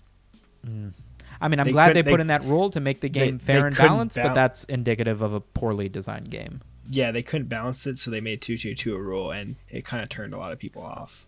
Yeah, because it doesn't make sense. I mean, I think you talked about like in League or whatever you're saying, like how there's like you could play like for the end game or you could play for the start of the game. I don't remember how the terms go. Right. But like there's different ways to play it based off what heroes you pick. they're kind of trying to take that away from a game where picking heroes is the main thing. I mean, the thing about Overwatch, and we could go on about this for a little while, is because from conception, they didn't want to make a fun game. Okay? They wanted to make a game that let you express yourself and your play style in a way that felt competitive, if that makes sense, right? Mm-hmm. So don't get me wrong. You can play Overwatch competitively just like you can play anything competitively, right? You're pushing a payload. You're trying to use superior tactics in order to keep the enemy team off the payload, either by blocking their damage, making it so that their assassins don't get behind you, this and that, what have you. But at the end of the day, it comes down to these ultimates, right? And you can take someone who isn't particularly skilled at the game to throw an ultimate that hits 5 people, and another person who's not particularly skilled at the game to throw an explosive at those 5 people that are being held in an area, and you're going to wipe the entire team, right? That's how the game is designed. So in that, it doesn't feel like a shooter. It doesn't feel like something where you're hitting somebody in the head. Your aim matters. Your aim doesn't matter. Half the bullets are tracking, you know? There's a monkey that doesn't, you don't aim. It just hits whatever's closest to him. And there's a number of examples like that. Winston, I know his name. Shut up. I wasn't going to say it. It made sense in Team Fortress 2 because Team Fortress 2 was so much older of a game that it was unique. You had Counter-Strike if you wanted to try hard aim people. And then you have Team Fortress 2 where team play matters more. Your aim isn't going to let you kill 5 people. You have to work with your team. You have to stay alive so that when everybody gets their ultimates together, you can do one big push and ideally do that more times than the enemy in order to win the game, right? Whereas in Counter-Strike and in Valorant, if your aim is better than someone else, you can very easily kill 2, 3 people before they kill you, and you've just won a massive advantage for your team because those people aren't coming back to life unless they get revived, right? Yeah. Is there revives in Valorant? What? Is there revives in Valorant? There's a healer that can revive in Valorant, yes. Oh, but it's not like an Overwatch where Mercy revives the entire team and she can do it 4 times a game. She doesn't do that anymore. They changed that. Really? She does one at a time, but she has it regens faster. Okay, good. I'm glad they're making changes, but still the game sucks. This change was like a year ago, by the way. Right. In Valorant, the healer can revive once as her ultimate, one teammate as her ultimate, and depending on how many kills you get, you could get that I think 2 times a game minimum, but up to like 3, 4, 5 times a game if you're getting like pentakills because they charge up your ultimate faster. Call of Duty, arcade shooter. Yeah. Arcade shooter. Call of Duty. I don't know, man. Call of Duty is just running around shooting shit. In a sense, it is too much aim reliant. Your aim matters more than anything in that game. And you mix that with the fact that the guns are basically all lasers. They don't really punish you for being up in the air and shooting or running and shooting to where there's no real tactics to it. If somebody's in a favorable position and they're just running back and forth, you're going to lose. Versus in Counter-Strike where it's like if you want to shoot somebody, you have to be still. You can't run and shoot. You're not going to hit your shot. So as a result, when you're trying to shoot somebody, you're moving a little bit and then looking to see if they are where they are. If not, peek a little more, peek a little more, peek a little more, and that's you know, it's a little bit slower, more methodical, and you're never getting killed from bullshit. You're never getting insta shot in the head from somebody running around the corner, unless you're JW. Preferably. Right. Okay. No matter what random clips on Reddit tell you. Sorry, go on. No matter what random clips on Reddit are always the top post. Yeah, I mean that's rare enough that it's going to end up on a clip on Reddit. If you get shot in the head from someone who's jumping, that's a huge thing. That never happens. Yeah. Okay. Enough. Someone's gonna shout Kaylee. Yeah. Is that jumping P250 shot on Dust 2? Yeah, on Pasha. Hey, get wrecked. Okay. That was a stupid thing to rant about. We're going to get so many fucking comments that are like, you just don't know how to play Overwatch, Samay. You're so old. And shit like that. But you know what? You're right. Maybe if it was a good game, we'd play it. You're right. I am old, and I'm cynical in my ways, and I haven't played Counter-Strike in like 2 years. I got the top rank in the game, and I was like, you know what? I'm done. I'm not gonna spend 8 hours a day on this anymore. Which sucks because I never got past MGE. I believe in you. You can do it. Yeah. So Counter-Strike, I wouldn't even, without all this qualifying stuff, say that Counter-Strike is the best shooter ever made. But I think Counter-Strike does so many things right. And so many modern shooters, the thing that people hate about them is the things that they do wrong, right? People hate the way that in Modern Warfare you're getting killed from like loadouts. How stupid is that? How stupid is that you can get killed by someone with a thermal scope because they had the range on you and you couldn't tell where they were, and you haven't unlocked the thermal scope because you haven't played the game for 60 hours. Yeah. How stupid is that? Right? Yeah, and then noob tubes were the most annoying thing in Is Modern that still Warfare 2 at least. Is that a thing in current Call of Duty? Is that still a thing? I'd have to have bought a current Call of Duty. Fair. It probably still is, let's be real. Just keep that in mind. Counter-Strike has done so much well that if you're going to make a shooter... First of all, Valorant took a lot of things right from Counter-Strike. Okay? Most of the heroes that they have, their abilities are just the same... Excuse me. They are just the same tactical grenades from Counter-Strike. Half of the heroes' abilities are just a flashbang, or a stun grenade, or a slow grenade / Molotov, or a smoke. That's what 80% of the abilities are in the game, not counting ultimates. Good. That's how that should be. They don't have game-breaking stuff available at the cost of 200 money, right? The bigger abilities are ones where you can make a wall or teleport or heal your teammate, and that's what makes the game different than Counter-Strike. And if they did the maps correctly, could literally be the best shooter in the world, right? Literally could. I just hate that that's what they cheaped out on. But, yeah, okay, moving on. Counter-Strike is the best shooter in that regard. Again, 500 apostrophes after that. What would you say is the best video game you've ever played? Non-shooter. Or shooter, I don't care. Super Mario Bros. 3. Super Mario Bros. 3. Is that the one that was going to be a different game? That's Super Mario Bros. 2, I think. Super Mario Bros. 3. Oh, this one with the Tanuki leaf, but I don't think they even called it that back then. No, yeah. Wait, this one? This is the one with the warp whistles. Oh, wait, I loved this one. I almost completely forgot about this one thinking about Mario. Yeah, this one had so many stages.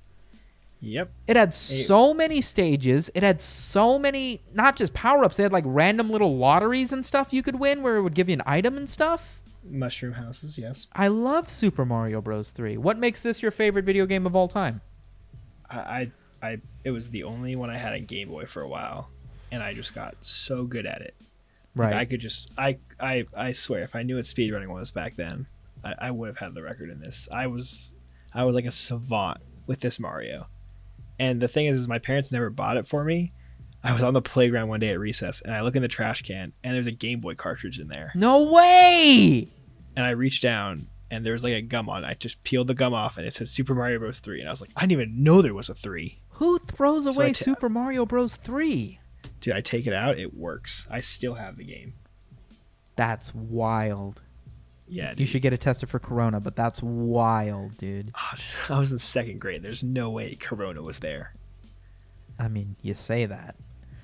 I have recently been playing some games on Twitch, and I've been trying to play stuff that comes out relatively recently, like on Steam and stuff, in an effort to play something that's relatively relevant, that like people might want to drop by and watch because, the game just came out. But I've gotten into playing games that have been on Steam sales, and I have recently been playing a couple games that actually came out a long fucking time ago. So the first one is Yakuza Kiwami, which is a remake of the original Yakuza game, Yakuza 1, I think, updated with new graphics. It looks gorgeous. It was originally a game on the PS2. Here's a side-by-side. That's a terrible side-by-side. Yakuza Kiwami versus Yakuza 1. Here we go. Let's get some side-by-sides. Look at this shit, dude. Oh, fuck, wait. Look at the difference in these fucking guys, man. From the PS2 to the Steam version. And it's a shot-for-shot remake of the original story. Yeah. So they update everything. It's an open-world beat-em-up where you run through this fictional entertainment district of Tokyo called Kamurocho. and you're a Yakuza member who's the storyline's different in each one of the games. There's like 12 Yakuza games, right? Not including the remakes. So this is a remake of Yakuza 1. I don't know, man. It's one of these games that's got this big overarching story that's great. There's voice acting, there's Yakuza, there's murder, you're an adopted orphan, and you've got these kids who grew up with you and were adopted by the Yakuza, but it turns out one's stolen $1 billion and has disappeared, and she was the love of your life, and now people think you did it, and then you go to jail because of the murder of the head of the Yakuza, and they're blaming you, and you just accept it because you're the strong, silent type, and you just don't want to, offend anybody because you're all about honor and shit. It's this whole thing, and in between all this great story exposition, you're just beating the fuck out of people, dude. Like 6 at a time, just picking up motorcycles and smashing them over the head and shit. It's so satisfying. So I played this front to back, played all of Kiwami. I'm planning on playing the entire Yakuza series. And I also started playing Persona 4 Golden. Are you familiar with this? I've watched you play on stream. It's basically Pokemon in terms of the gameplay. You go through dungeons, you unlock personas which have weaknesses and strengths, and you fight monsters that have weaknesses and strengths, and you try and use their weakness to their advantage, and you have party members and, all this stuff. It's a JRPG. But this came out on the PSP originally back in 2009, Persona 4, and then Persona 4 Golden is like a slight remake that came out on the PS2, someone correct me, in 2012. I played to ask. They'll do it. Yeah, I played both of these games for the first time in 2020. And I have felt such an immense sadness upon playing these games. Because these games hold up so well. They're so good. The story's so immersive. The gameplay is so fun that I feel like I missed so much as a kid to have not played these games. What was I doing? I don't know. Story games, at least when I was a kid, would have been lost on me. I could not pay attention. Yeah, I don't know if I played too many story games that I really enjoyed all that much as a kid. Or maybe I couldn't appreciate them for sure, yeah. That's why Mario was so simple. Just get the princess. Yeah, that's true. I mean, Persona 4 Golden, unironically, is... I'm not exaggerating at all. I think 2 hours and 45 minutes of cutscenes before you ever play. Yeah, that wouldn't have flown for... I don't know, but... Think of 10-year-old you. Were you going to do that? No. I mean, if 10-year-old me, if I had Persona 4, means like I bought a game for the first time in 6 months because my mom's only buying me like 2 games a year. So you bet your ass I'd be playing through it. Yeah. It's good. It's so good. It's not only so good, but it pisses me off that I didn't play it earlier. Like it annoys me because I'm getting into this. I know there's a fandom. I've been seeing Yakuza GIFs and reaction images all over the fucking internet. And I was like, oh, it's just some anime, just some video game, whatever. It's just something I didn't get into. And then I experienced it, and it's like, what the fuck have I been doing, bro? And I'm like all excited about it 10 fucking years after the game came out. You know what I mean? Better late than never. Like, who am I even going to talk to now? Bro, have you played Yakuza Kiwami? That shit's crazy. They're like, yeah, man, like 10 years ago. Where the fuck have you been, Cement? You're excited now? I feel like a fucking boomer, man. I'm bringing up memes and my favorite characters, and they're like, dude, this is like, we stopped doing this. We stopped sharing these back when Tumblr shut down, dude. Oh, that's rough. What do you got besides Super Mario? Have you experienced anything like that? Have you ever played a game that's an old classic and then gone like, oh man, how did I miss this as a kid? Well, this is gonna sound weird in hindsight, but when I remember everyone had Pokemon when it first started coming out, and I refused to play Pokemon. Why is that? Because I was so into the show, and I felt like, and I don't know why I was so pretentious about it, but I didn't play Pokemon for the first like 3 years it was big. And then I played it once on my cousin's Nintendo Game Boy. Right. And I was like, holy shit, I made a mistake. What did you play? Did you start a new... No, you definitely didn't start a new file. They didn't have multiple files. So you just ran around and attacked some shit with his party? My cousin couldn't read, so I had to help him get started. Oh, okay. So I actually released he put his Charmeleon in the PC and couldn't get it out, and I saw there was a release button. So I was like, you just release it from the PC, and I got rid of his Charmeleon and then saved. Oh no. So I was, yeah. Did you tell him? Oh, the boss stole your Charmeleon. You just have to deal with that now. We didn't know what to do. I don't remember what we did. He probably just kept going without it because he already was doing that. I guess. But then I was like, I gotta buy this. So I had my parents buy me every Pokemon game. Wait, that was available. Right that week? I got Fire Red, beat it in like 2 days, got Emerald. I know that feeling, bro. Yeah. But like I once again didn't do it with any internet, just did it myself. No, Pokemon's another one of those games that falls into this category for me. Because I didn't play Pokemon much at all as a kid. I feel like I've told you this story. I had a Game Boy Advance, and I only played these annoying ass games because my mom would only buy me whatever was on sale for like $8. She wouldn't buy me a brand new game, which was, in hindsight, incredibly frustrating. But I was just happy to be playing anything, I guess. But yeah. I got my hands on a Japanese version of Leaf Green. Couldn't read any of the text. Didn't get the appeal. Right? Just did not understand. Yeah. But when I was 16. I got an emulator on my iPhone to play Pokemon Emerald. And I played the fuck out of some Emerald. It was fun. I went through the whole struggle of constantly reloading to be able to throw Master Balls at the fucking whatever legendary Pokemon was in that game in order to try and catch it. And then I got it. And I felt so satisfied. And then after doing that and getting my Pokemon up to a level to be able to beat the Elite Four and everything, I realized that if I had done this on an actual DS rather than an emulator, I could keep these guys. I could move them to the next game. That's always a thing that you can do in Pokemon up until this most recent generation. Like 2 generations ago, they got rid of it. Right. And I was like, fuck, I should have done that.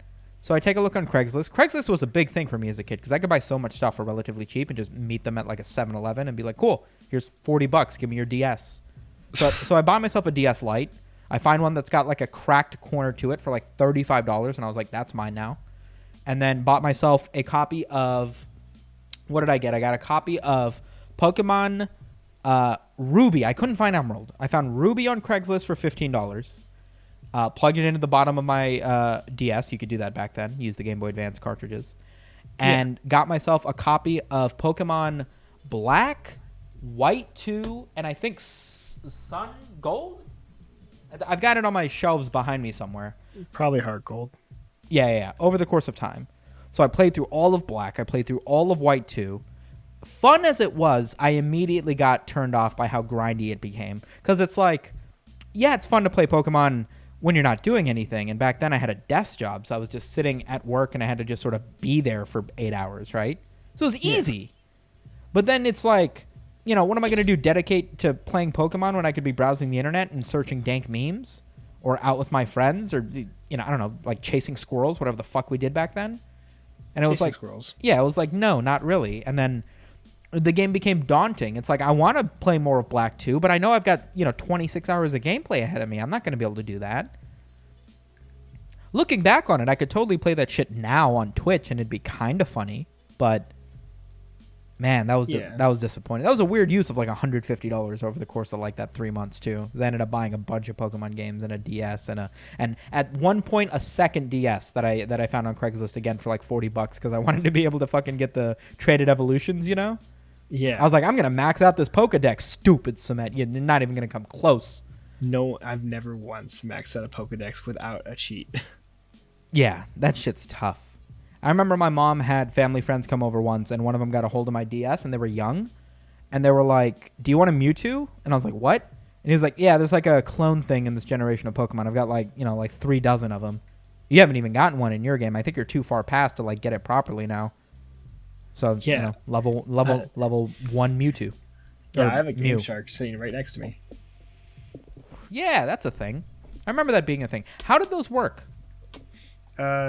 They just go in between the 3D my DS and the cartridge, and I guess they mod the game a little bit. I don't know how because I'm not a coder, but like I remember I had one for for Pearl, where if you go to the calculator that's in the game, and you type like the first number corresponds to the Pokemon's number, and then multiply it, and then by the level, it'll give you the next Pokemon you see in the wild. Will be that Pokemon plus that level. Yeah, it's definitely modding the game. I remember my buddy had an action replay You remember what those were? It's the same thing. Same thing? Yeah. He didn't really understand, or maybe he did understand how it worked and he just wasn't able to explain it to me very well. He was just like, yeah, basically you just cheat. I was like, but how does it work? Does it raise the chances of you bumping into a Mewtwo? He's like, no, you just type in that you want a Mewtwo and it gives you a Mewtwo. And I was like, how are these legal? What? You're going to get arrested for that, dude. You can't just have a Mewtwo. That's fucking nuts. Who's going to stop you? The Pokemon police? Is that a thing? Officer Betty? Officer Jenny. What else you got? Did you play anything other than Pokemon and Super Mario? You can't be that much of a stereotype. What's the most recent game you played? Most recent game? I just got into Smash. I'd never played before. Even more so the stereotype. Yeah. These are classic gamer tropes, Alex. You didn't play anything that's a little bit more niche? You ever play Nier Automata? Dude, I did not play anything niche. I was playing whatever my friends were playing. Have you considered Twitch streaming? Maybe, justifying spending some time playing a game that you never played before? That's what I have you for. Well, how am I providing any sort of service to you? I live vicariously through others, and I just watch you play them. Does that help? I mean, I get for real, I would still say experiencing Persona in that way is worth. That game's fucking incredible. I mean, get the story out of it however you like, but I've been having a blast playing this game. I can't wait for me to experience a masterpiece of a game like this when it comes out. I was really hoping Cyberpunk 2077 would be that for me. Evidently, people's pretty disappointed now that they've shown a bit of a cinematic teaser, but I thought they delayed it. Sorry? I thought they delayed it. They did. It was supposed to be at the end of summer, and now it's currently got a release date of early November at the moment. It's never coming out, bro. I mean, games always get delayed, and then it is probably getting corona'd a little bit, so I can't even be that mad about it, because yeah, of course you guys aren't working at full capacity, right? Yeah, no, I don't actually blame anyone. Yeah. It's just the circumstance. I don't know. I've still got that childhood dream of trying to make video games, of trying to be able to justify playing video games. You know what I mean? Because even back then, spending time playing Pokemon felt like a waste if I wasn't, at work where I couldn't do anything else anyway. But I don't know. I'm in the mindset where it's just me time, and I don't have to justify it. I wish I could do that, man. I think it might be because I'm making such an effort to try and make YouTube my job, where it feels like every hour counts. You know what I mean? If I'm not playing League of Legends in order to, relieve my stress a little bit after a long day at work or recording or whatever, I'm actively working on something that's either going to go up on YouTube or something for my day job. Almost no exceptions. I can't remember the last time I did anything that wasn't how badly I want to go to the fucking beach, dude? How bad? So many people have either gone to the beach or posted pictures of the beach, and I've been so upset because it's I'm trying to work hard so that that's something I can do later. Get YouTube up and running, try and quit my day job, and get to a point where it's I can work on my own time and not be perpetually scared that I'm going to get fired for showing up late because I stayed up too late doing something else, Yeah. YouTube seems like such a nice outlet for that because it's you know how many fucking days I'm up until 5, 6 in the morning for absolutely no reason? Every day. That can't be productive if you're working at a retail store. There's no option for that. But if I've got a 6-hour gap in my day where it's I guess I'm just not going to sleep today because I thought too much about my existential crisis and now I don't feel like going to bed, I can research some memes. I can write a script. I can 3D animate a stupid little intro. Brainstorm a new series for the channel. Hit up Internet Historian. Hey, it's a normal time o'clock on your side of the world. You want to do something? You can't fucking do that at work. There's no job in the world that'll let you show up for 3 hours at 6 in the morning because you couldn't go to sleep and you want to make a little extra money. You got to show up when they say you want to show up. So if you have an existential crisis that takes up 6 hours of your day, suddenly you don't have free time anymore.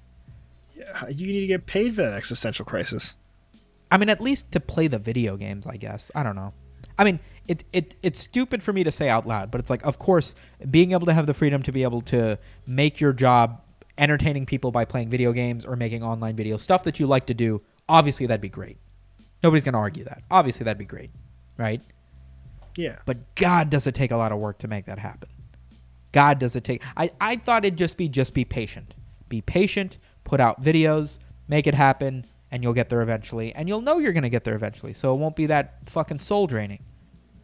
But instead, it's like, bro, everybody's at the beach. Why can't I go to the beach? I just want to roll around on the fucking sand and get told to put my pants back on by the lifeguards and shit, you know? Yeah. Instead, it's like, oh, got to edit another 20 fucking hours of this Twitch stream again. Still fun, but a different kind of fun. Maybe I should just go to the beach, for real. You should stream from the beach. I don't know how I feel about IRL streaming. I feel like that's like just asking for the universe to be like, oh, you think your life's that interesting? Heart attack. You know what I mean? Dude, stream Pokemon Go. That's a thing. I actually have... I saw on my recent subscribers, sometimes YouTube will tell you recent people that subscribe to you. And someone who subscribed to me is Zoe2Dots. And it caught my eye because normally when people subscribe to me, they have like 5 subscribers, 10 subscribers. It tells you for some reason how many subscribers they have. But Zoe2Dots has over 100,000 subscribers. And I was like, oh, really? What do you do? She is a Pokemon Go YouTuber. She is a big Pokemon Go YouTuber. And she uploads like 3 times a week, 4 times a week. And she's like in her car, driving around her neighborhood, catching cool Pokemon, doing the little towers and the boss fights, and talking about what events are happening later in the week. And make sure you stay tuned for us to do the event on Thursday. It looks like so much fun, Alex. She looks like she has such a fun time, Alex. Why aren't you doing that? Why aren't I doing it? For real, why am I not doing that? It's because, I don't know. I feel like... Hit them up for the collab. Sorry, go on. Hit them up for that collab video. I feel like I can't be cocky. I can't just do what's going to be the most fun for me and then just expect that I'm going to be able to become a YouTuber because of that. I've always been about the mindset that it's like, if you really want to do something as cocky as expecting your life to be paid for by being entertaining enough that other people want to watch you, then you should at least be good at what you do. So like, I do memes because I know them well enough and I can research stuff, and I edit it to the best of my ability because I feel like I do that better than anybody else in my caliber. At least to the point where I'm worth watching more so than other people. But like, I would never just do a fucking vlog. I know I'm not that interesting. I know you would not want to watch that unironically. I'm not buying people cars. I'd make a joke here or two, but like you're not watching a 13-minute video of me going about my day just because I'm making a joke here and there. You know what I mean? I make a concise 10-minute video that's not only a little bit funny but also informative in a way that makes you feel like you're in the loop. Now I'm giving you something. Now I'm worth the 10 minutes you might waste on my video, sort of thing. Yeah. You gotta know your role. Yeah. I feel like. I mean, once you get up to 1 million subscribers, if you're okay with only averaging like 30, 40,000 views on a video, but it means you can vlog and 30, 40,000 people watch your vlog, go for it. Do 4 of those a week. I mean, that'll make you enough views to be able to pay your fucking rent. But if you want to have 1 million subscribers and you want to be getting 1 million fucking views every video, I mean, you know, you better fucking be Red Letter Media. You better be doing something real fucking entertaining and like the thing that people know you for. Yeah. Cool. Well, that's pretty much everything I've got. You got anything else for us, Alex? Or Jeff? Top comment is my intro for next video. Top comment is your intro for next video? We're still doing this? Yeah. I'm just going to keep going. Cool. Okay. Well, I want something weird though. I hope someone doesn't upvote the obvious meme this time. My channel's got like 10,000 more subscribers than when we did our last episode of the show. I'm just saying, I saw some really good answers that you're gonna get some stupid fucking answers. And if there's one thing my audience can do, it's fucking deliver. So guys, next comment, the top comment on this video, not including whatever I pin. Maybe I won't pin a comment. I don't know. We'll see. Is going to be however Alex introduces himself on the next Shpodcast. If you're not familiar, because you're new, the Shpodcast is my podcast. It's also available on Spotify and iTunes. We do this every week. Now that Alex has taken his hiatus from filming The Hangover 4, we're going to be doing this every week. If you want to give us suggestions for what you want to see on the show, drop it in the Discord, drop it on the Patreon. Big shout out to the Patreon boys for making stuff like this possible. You are legends, and I thank each and every one of you for it. But until then, I'll catch you guys in the comments and or next week's video. Have a good night. Peace. Shpoos.